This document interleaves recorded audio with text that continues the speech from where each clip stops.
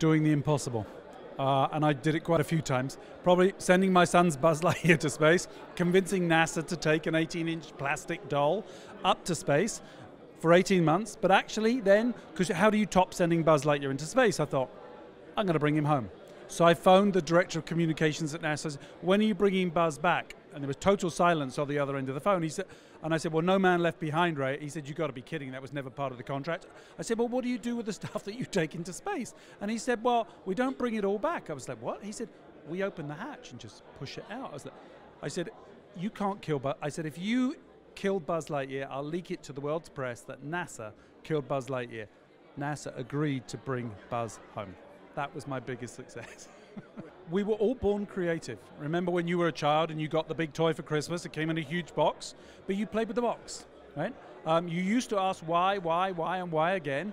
Children are seeking the real truth. So when we look for insights for innovation, if you stop at the first why, because when we go to school, we get a job, and they tell us there's only one right answer, so you stop asking the second why. But the insight for innovation comes on the fourth of, if you ask somebody why do they go to Disney, they'll tell you they go for the rides. That tells you to build new attractions. That's very expensive. But if you pause for a moment and act childlike, not childish, and say, why do you go for the rides? Well, I like Small World. Well, why do you like Small World? I used to go with my mum. Why is that important to you? I take my daughter now. What that person has just told you on the fourth why is it's got nothing to do with new capital investment strategy and everything to do with her memory and nostalgia. That's a communication campaign. So being curious. Intuition.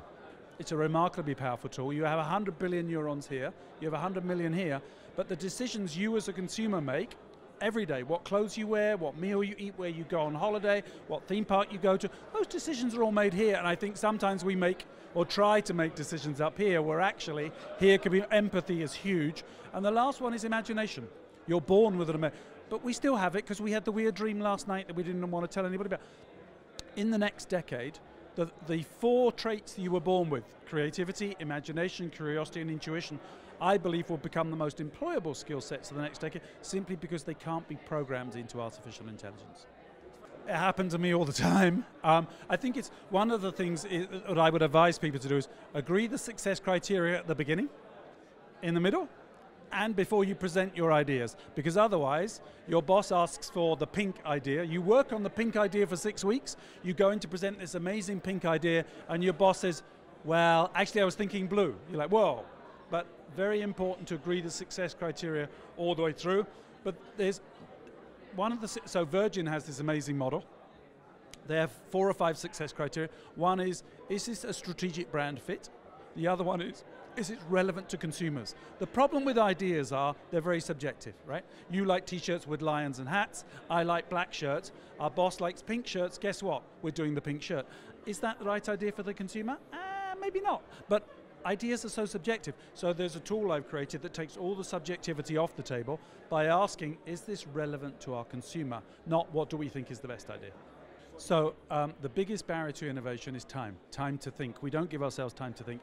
But when you ask people, where are you and what are you doing when you get your best ideas, you're going to hear shower, running, jogging, bathroom, every toilet. But you never hear somebody say, at work. If you ask them to picture a verbal argument and then ask them what happened 5 minutes after the argument was over, you're relaxed, suddenly you come up with the killer one-liner. Or you step in the shower, you get a big idea. Why? You gave yourself time to think. And you open the door between your conscious and subconscious.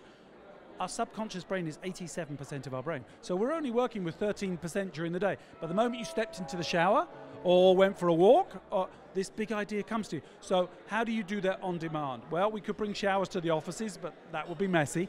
I run what I call an energizer. It's a fun activity designed to last 1 to 2 minutes. All I'm listening for is laughter. The moment I hear laughter, I know I've metaphorically placed you back in the shower, where the door between your conscious and subconscious brain is just open wide enough that you can still make informed decisions, but have big ideas. How to put innovation into anybody. We tried 4 models of innovation at Disney. The first model we tried was I hired a company called IDEO, who are considered the gurus of innovation, because I didn't know what I was doing. And I said, make me look good, model number 1. Model number 2 is you can create an innovation team. They can act as a catalyst for change, but the message you send to the rest of the organization is, you don't have to innovate, because we have an innovation team. Model 3, we tried an accelerator program where you bring young startups in who are very passionate about a piece of technology they've created, but they don't know how to scale it. Well, we knew how to scale it. But when we asked ourselves, had any of those models changed our culture, the answer was no. People learn by doing, they don't learn by listening. So all I did was create an innovation toolkit that makes innovation easy, creativity tangible, and the process fun. Companies hate the word fun because they think it doesn't imply business results. All the C-suite right now is, you must innovate, we must take risks, you must think differently, we must disrupt. And all of their employees are sitting there going, how? Show me how. And all I did was create a toolkit that is easy, tangible, and fun.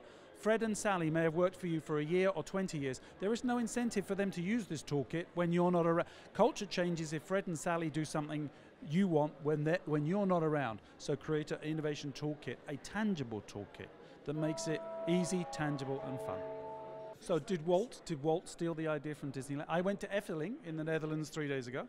That was created in 1952. Well, Disneyland wasn't born until 1955. I walked through Efteling yesterday, or 2 days ago. There's a lot of similarities. Tivoli Gardens in Copenhagen. Borrow with pride. I think innovation comes from people talking together, seeing things and iterating from. I wouldn't say he stole them. I would say that you see things. Look, when you say, so Samsung looked at Apple and said, hey, let's do touchscreen technology. Did they steal it? No, because they did it legally. I just think it's when you get inspiration from, the best form of inspiration is looking outside your industry. So here's stealing, but genius stealing. The US Olympic Association went to Speedo, the manufacturers of swimsuits, in 1996 and said, make our swimmers go faster through water. So Speedo looked outside their industry and said, who in the world has already solved the challenge of moving quickly through water? Motorboats, speedboats, dolphins, sharks. They did biomimicry on a bullnose shark skin. It has hundreds of thousands of pimples, which can contain microscopic air pockets, which it can expand as it chooses to increase its surface friction against the water and slow down or turn as the swim, or it could force every single air pocket out when it wants to move like a bullet. Speedo created the shark suit. They stole it from, if you like, or borrowed with pride. They created, I think it was 14 world records in the Sydney Olympic Games. You remember the suit that went from here to here that the US Olympic team won? It was considered too innovative, too much of a competitive advantage. I think, I wouldn't use the word stealing, but I would encourage people when they're looking to innovate, look outside of your industry for innovation. Yeah, so I'll play it back a slightly different way. I think most of us, the challenge for most of us in terms of innovation is we all have quarterly results to meet, which demand that we meet our financial goals for the next 90 days. Can you, in fact, innovate and look at the future and hit those quarterly results? And I think you'll see a lot of companies challenge that in the next couple of years, challenge the model of Wall Street, challenge the model, can we do both? And I think you'll see some companies start to buy themselves back from Wall Street and allow themselves to innovate. It's a design thinking process. It starts with the consumer first. What's the biggest challenge the consumer faces? And then it's about creating a series of tools that challenge us. The problem for all of us is the more expertise and the more experience we get, the more we think one way. The challenge is to get you to stop thinking this way and to start thinking that way. So one of the tools I use is called What If? You list all the rules of your challenge, you pick one and say, what if that rule no longer existed? So Walt with Fantasia, they said you can't have rain inside the theatre or heat. So he said, well, what if I could control the environment? That wasn't the more provocative your question. He said, well, what if I take my movies out of the theatre? Well, he didn't know how to do it at the time, but so as a result of that, he came up with the idea of Disneyland. But if you think about now, instead of saying how might we make more money and putting the theme park ticket price up, we said how do we solve the biggest consumer pain point? We know that's standing in line. So we created something called Disney's Magic Band. It is your room key to your hotel. It's your theme park ticket. It has reservations for character meet and greets, reservations. You can pay for food with it. You pay for merchandise with it. If we'd said how might we make more money, we'd have put the gate price up and made 3%. But because we said how might we solve the biggest consumer pain point and challenge the rules of the industry, the average guest has about 90 or 120 minutes today. That has resulted in record revenues on food and beverage and merchandise and record data capture. Millions of people every single day are now live crowdsourcing the future design of a Disney theme park.